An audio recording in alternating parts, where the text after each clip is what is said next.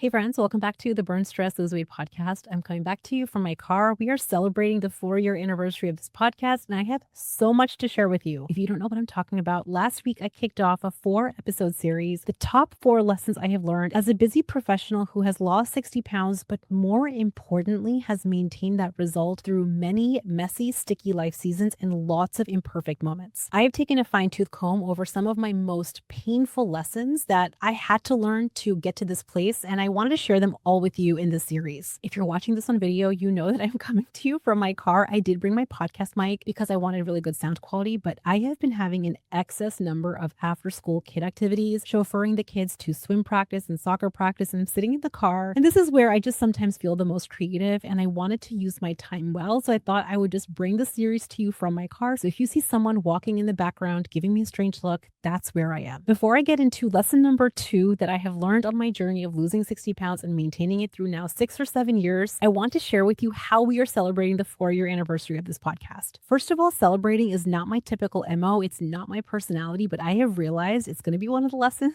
that I'm going to get into soon. Not celebrating your wins, your successes, the parts of your life that you're deeply proud of is not cool. So I have taken this annual anniversary as an opportunity, number one, not just to celebrate the podcast, but really to celebrate you all for listening, tuning in, coming here every week, whether you're a longtime listener or you're someone that's brand new. I want to celebrate you being here and taking this time to genuinely change your life. Here's what I'm going to tell you about this giveaway. It takes under 60 seconds to enter. You just have to leave us a rating and review of this podcast on your favorite podcast platform. Grab a screenshot of your review and head over to burnstressloseweight.com/celebrate. And there's a form there that you can drag and drop your entry. Every single person who enters this giveaway is going to win something. And we're going to have 10 prize winners who win something a little extra special. Head over to burnstressloseweight.com/celebrate where you can get all the details, what the prizes are, and you can enter. Without further ado, let's get into lesson number 2, the lesson I had to learn to maintain my results. I cannot tell you how often I happen to be scrolling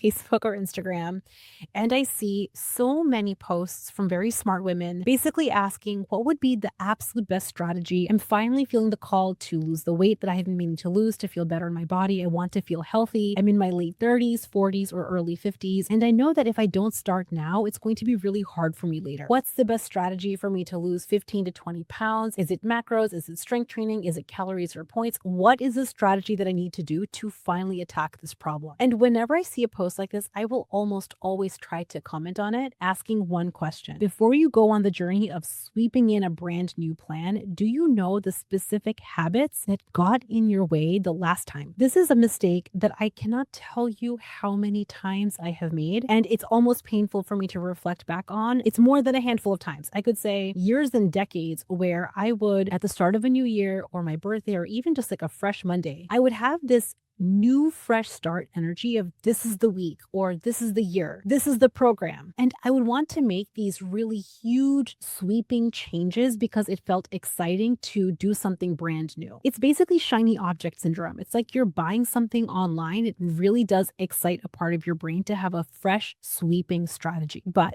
can I say 100% of the time? I won't say 100, 99% of the time, a sweeping strategy will not last. It might work for a few days, but it won't last sustainably through the test of your real life until you identify what were the actual specific habits that took you off track the last time. We got into the 5 key skills that I recommend everyone master to achieve their goal in last week's episode. So it's going to likely be one of those skills, but it's so important for overachievers to slow down. And I know that this is so hard for overachievers who just love to do. You want to just get started on taking action, but I want to slow your roll for just a minute. For your new plan to work, we have to get really clear, honest, maybe even vulnerable with what took you off track last time. Because if you don't identify what those habits were, if you don't have some self-awareness around where those habits have come from, why you have them, why they took you off track, you'll have this brand new plan, but like oil on water, it's going to slip right off. And I don't want that for you. That is the way that I know for me, I probably lost multiple years of fresh start energy every Monday, every New Year's. Like, this is the year, this is the brand new plan. But I never got honest. Number one, it's not even just honest. It wasn't me trying to lie to myself. I didn't know how to identify what was going wrong. I used to think it's, oh, because I'm weak. I love food too much. I have a discipline problem. Here we are, overachieving professional women who are claiming we have a discipline problem. Like, something is wrong if we believe that that is the real reason that we ever didn't solve the weight loss struggle. Telling yourself that you have a discipline problem is going to miss the mark on the real reason, the real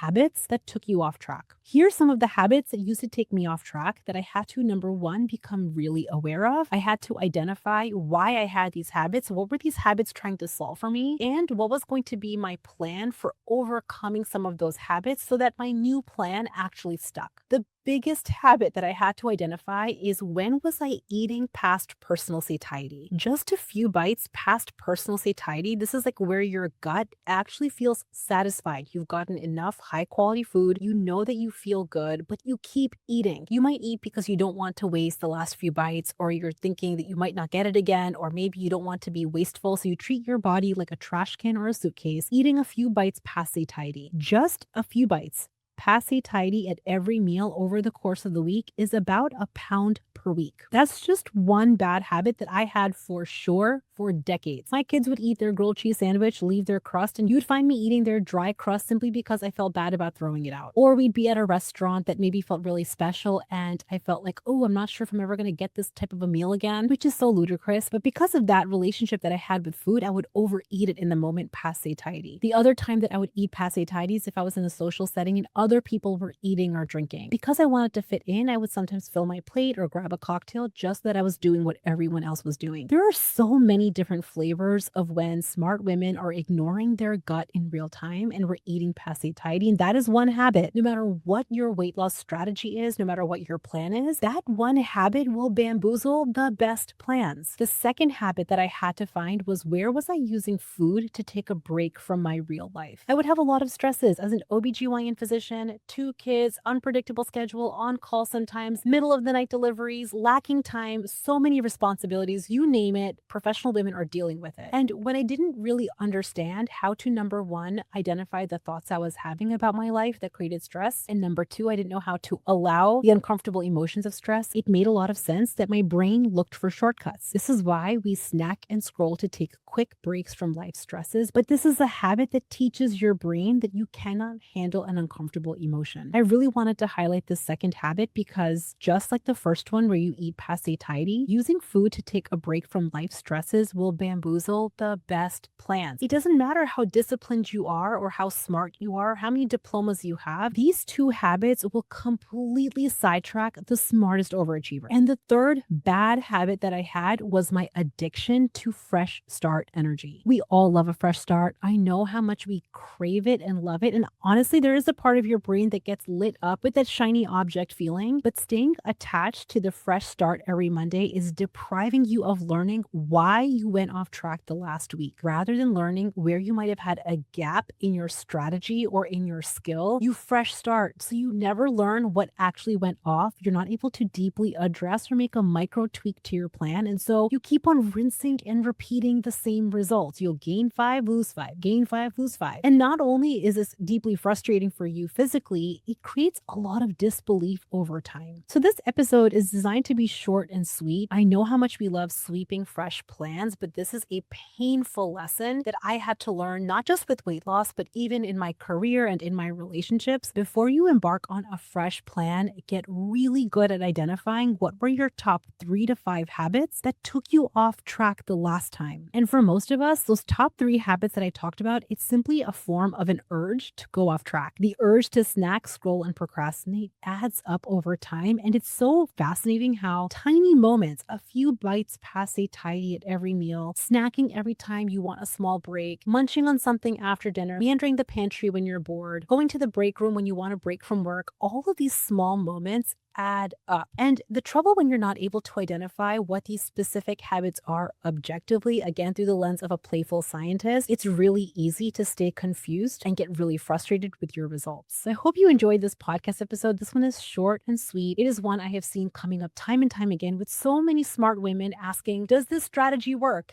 It will work. I'm sure it will if you first identify the habits that took you off track the last time. And again, this can be really challenging to do on your own. If you want help figuring out what those habits might be, you should DM me on Instagram. I'm there to chat with you. I'm here to help you identify what those habits might be. My Instagram handle is @BurnStressLoseWeight, or you can send us an email and I'm here to help you walk through this. My kid's getting in the car, so without further ado, I will see you all next week. And I hope you join us in the podcast celebration. Head over to burnstressloseweight.com/celebrate. Share your rating and review with us and help me celebrate the 4-year anniversary of the podcast. I can't wait to see you next week. Bye. One lesson that I have learned over the years is when women feel better on the inside out, everyone around them gets to benefit. Your career, your family, you all get to claim the up level. So if today's podcast episode gave you a new way to think or maybe challenged an old perspective that you've had, take it with you the rest of this week. And if this podcast episode resonated with you, I would love it so much if you could leave us a rating and review and share this episode with a friend or in your local community. And if you know you want more support and structure in achieving your body goals this year, it might be time for us to work together. Head over to www.burnstressloseweight.com, where I have the latest resources and all of the information about how you can work with me. I hope you guys have an amazing week, and I will see you at